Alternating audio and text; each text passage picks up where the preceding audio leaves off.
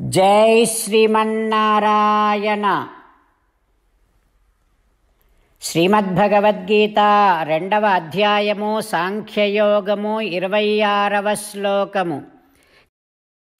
అధ చైనం నిత్యజాతం నిత్యం వా మన్యసే మృతం తథాపి త్వం మహాబాహో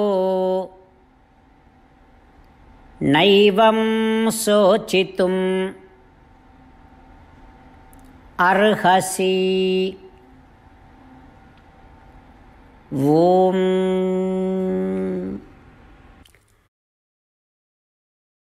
గీతాచార్యుడు శ్రీకృష్ణ పరమాత్మ సాక్షాత్తు శ్రీమన్నారాయణుడే అర్జునుడితో పాటు మనందరికీ ఉపదేశం చేస్తూ ఉన్నాడు.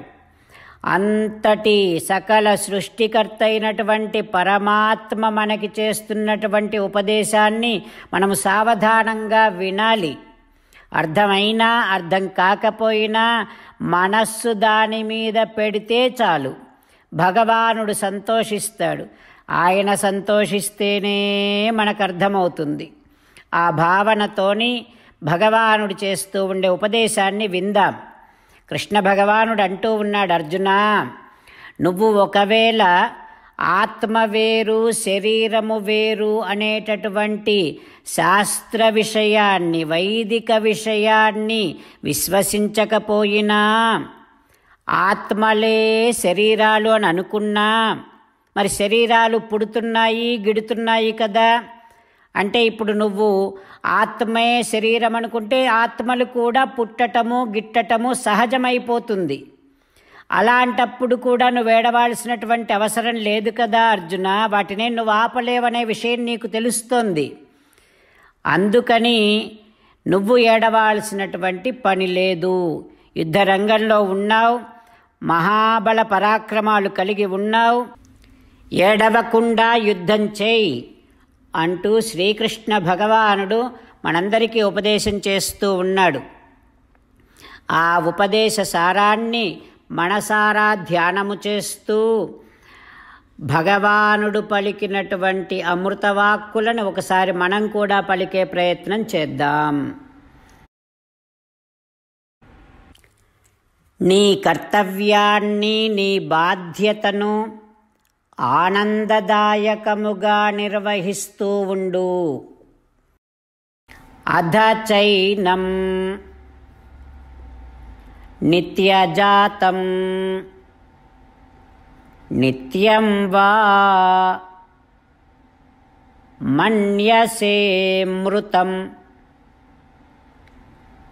తథాపి త్వం మహాబాహో నైవం శోచితుం అర్హసి. ఓం. అంతేకాకుండా మనం ప్రతిరోజు శ్రీమన్నారాయణుడికి ఒక 8 పనులు చేస్తాం అని మాట ఇద్దాం. ఎందుకంటే శ్రీకృష్ణ భగవానుడు 18వ అధ్యాయములో 65 నుండి 70వ శ్లోకాల ద్వారా శ్రీమద్భగవద్గీత అంతటికీ సారభూతముగా మనకు 8 పనులు చేయమని చెప్పాడు. అలా చేస్తే చాలు, నేను మిమ్మల్ని అన్ని విధాలుగా రక్షిస్తా అని ప్రమాణపూర్వకముగా ప్రతిజ్ఞ కూడా చేశాడు. అందుకని శ్రీమద్భగవద్గీతను అంతటినీ విన్న తర్వాత అర్జునుడు కూడా చివరకు కరిష్యే వచనం తవ, కృష్ణ నువ్వు చెప్పినట్టే చేస్తా అని అన్నాడు. కనుకనే భగవానుడు అర్జునుడికి అన్ని విధాల విజయాన్ని అందించాడు. మనం కూడా ప్రతిరోజు శ్రీమన్నారాయణుడికి ఆ రకంగానే మాట ఇద్దాం. 8 పనులు చేస్తాం అని మనము మాట ఇస్తే అది అష్టాక్షరీ మహామంత్ర జపము చేసినటువంటి ఫలితాన్ని మనకు ప్రతిరోజు ఇస్తుంది. ఇట్లా మాట ఇవ్వటం కంటే గొప్ప పూజ, యజ్ఞము, తపస్సు మరొక్కటి లేనే లేదు. అందుకని నేను అంటూ ఉంటాను, మీరు మనస్సులో భావిస్తూ ఉండండి. ఈ రకంగా మనము మాట ఇస్తూ ఉంటే శ్రీకృష్ణ భగవానుడి ముఖారవిందములో కలిగేటటువంటి ఆనందాన్ని మనం ప్రతిరోజు దర్శిద్దాం, ఆస్వాదిద్దాం. జై శ్రీమన్నారాయణ. హో శ్రీమన్నారాయణ, నువ్వు చెయ్యమన్నట్టే నేను నిన్నే సంతతము ధ్యానము చేస్తూ ఉంటా. హో శ్రీమన్నారాయణ, నువ్వు చెప్పినట్టే నేను నీ భక్తుడిగానే ఉంటా. హో శ్రీమన్నారాయణ, నువ్వు చెయ్యమన్నట్టే నేను నా విధులను కర్తవ్యాలను నీ సేవగా నీ తృప్తి కోసమనే సక్రమంగా నిర్వర్తిస్తూ ఉంటా. హో శ్రీమన్నారాయణ, నువ్వు చెప్పినట్టే నేను నీవాడిని అనే మహావిశ్వాసముతో నీకే నమస్కరిస్తూ ఉంటా. హో శ్రీమన్నారాయణ, మామేకం శరణం వ్రజ, నన్ను ఒక్కడిని మాత్రమే శరణు వేడుకో అని నువ్వే అన్నావు కనుక నేను నిన్ను ఒక్కడిని మాత్రమే శరణు వేడుకుంటా. హో శ్రీమన్నారాయణ, మా శుచః, ఇక దుఃఖించకు అని నువ్వే నాకు భరోసా ఇస్తున్నావు కనుక నేను ఇక దుఃఖించను. హో శ్రీమన్నారాయణ, నువ్వు చెప్పినట్టే నువ్వు నా కోసమని అనుగ్రహించినటువంటి శ్రీమద్భగవద్గీతను ప్రతిరోజు కనీసము ఒక్క శ్లోకాన్నైనా జ్ఞాపకం చేసుకుంటూ శ్రీమద్భగవద్గీతను అనుసంధానము చేస్తూ ఉంటా. హో శ్రీమన్నారాయణ, నువ్వు చెప్పినట్టే నువ్వందరి కోసమని చెప్పినటువంటి శ్రీమద్భగవద్గీతను తెలియని భక్తులందరికీ తెలియచేసే నా వంతు ప్రయత్నాన్ని నేను నిరంతరము కొనసాగిస్తూనే ఉంటా. హో శ్రీమన్నారాయణ, నేను నువ్వు చెప్పినట్టే చేస్తా, నీకు నచ్చినట్టే ప్రవర్తిస్తా, నీకోసమే పని చేస్తూ ఉంటా. కరిష్యే వచనం తవ. ఇప్పుడు శ్రీమద్భాగవతాన్ని అనుసంధానం చేసుకుందాం. శ్రీమద్భాగవత గ్రంథానికి నమస్కారం. నిగమకల్పతరోర్గళితం ఫలం సుఖముఖాదమృతద్రవ సంయుతం పిబత భాగవతం రసమాలయం ముహురహో రసికా భువి భావుకాః.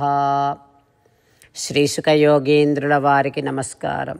యం ప్రవ్రజంతమనుపేతమపేతకృత్యం ద్వైపాయనో విరహకాతర ఆజుహావ పుత్రేతి తన్మయతయా తరవోభినేదుః తం సర్వభూతహృదయం మునిమానతోస్మి. నరనారాయణులకు, చతుర్ముఖ బ్రహ్మకు, సరస్వతీదేవికి, వ్యాస మహర్షుల వారికి నమస్కారం. నారాయణం నమస్కృత్య నరం చైవ నరోత్తమం దేవీం సరస్వతీం వ్యాసం తతో జయం ఉదీరయేత్. శ్రీమద్భాగవతము 8వ స్కందములో సూతమహాముని శౌనకాది మహర్షులందరికీ ప్రవచనం చేస్తూ ఈ రకంగా చెబుతూ ఉన్నాడు.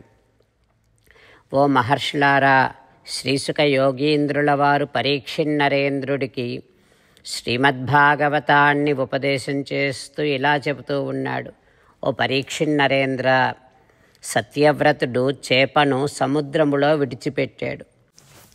అప్పుడు ఆ చేప, ఓ రాజా, నన్ను ఈ సముద్రములో ఈ భయంకరమైనటువంటి జంతువుల మధ్యలో విడిచిపెట్టకు, అవి నన్ను తినేస్తాయేమో. ఇట్లా నన్ను ఒంటరిగా ఈ సముద్రములో విడిచిపెట్టడం అనేటటువంటిది నీకు తగినటువంటి పని కాదు అని ఆ చేప అనగానే ఆ రమణీయమైనటువంటి చేప మాటలు విని సత్యవ్రతుడు ఆ చేపతో కహ్ భవాన్ అస్మాన్ మత్స్యరూపేణ మోహయన్. ఓ స్వామి, నువ్వెవరివో చెప్పు. నైవం వీర్యో జలచరో దృష్టోస్మాభిః శ్రుతోపి వా యో భవాన్ యో జనశతం అహ్నా అభివ్యానసేసరః. ఓ స్వామి, ఇంతటి శక్తి కలిగినటువంటి జలజంతువుని ఇప్పటి వరకు నేను చూడలేదు, వినలేదు.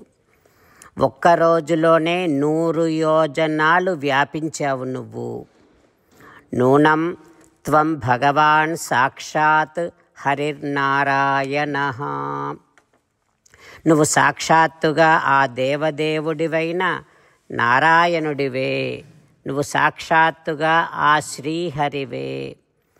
సర్వభూతములను అనుగ్రహించటం కోసం ఒక జల జంతు రూపములో నువ్వు అవతరించి ఉంటావేమో.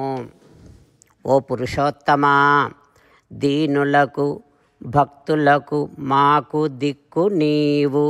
నీదు లీలావతారంబు నిఖిల భూత భూతి హేతువు మ్రొక్కెద పురుషవర్యా. ఓ పురుషశ్రేష్ఠ, ఓ పురుషోత్తమా, నువ్వే మా వంటి శరణాగతులందరికీ భక్తులందరికీ ఏకైక నాయకుడవు. నువ్వే మాకు పరమరక్షకుడవు, పరమగతివి. నమస్తే పురుషశ్రేష్ఠ. అట్లాంటివో పురుషోత్తమా, నీకు వందనములు సమర్పిస్తున్నాను. సర్వభూత శ్రేయస్సు కోసం నీ లీలతో నువ్వు రకరకాల అవతారములను స్వీకరిస్తూ ఉంటావు కదా అంటూ సత్యవ్రతుడు ఆ చేపను ప్రార్థన చేస్తూ ఉన్నాడు. ఆ తర్వాత ఏం జరుగుతుందో రేపు తెలుసుకుందాం. ఓం శ్రీకృష్ణ పరబ్రహ్మణే నమః. ఓం అస్మద్గురుభ్యో నమః. ముకుందమాల. కృష్ణో రక్షతు నో జగత్రయగురుః కృష్ణం నమస్యామ్యహం. కృష్ణేనామరశత్రవో వినిహతాః కృష్ణాయ తస్మై నమః.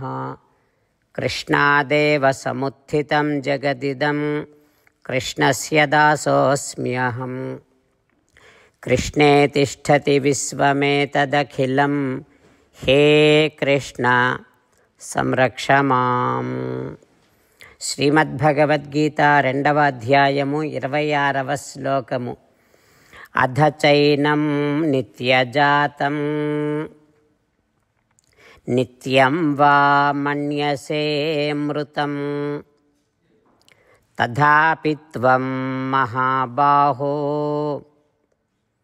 నైవం శోచితుమర్హసి. అధ చైనం నిత్యజాతం నిత్యం వా మన్యసే మృతం తథాపి త్వం మహాబాహో నైవం శోచితుమర్హసి. శ్రీమన్నారాయణ కరిష్యే వచనం తవ.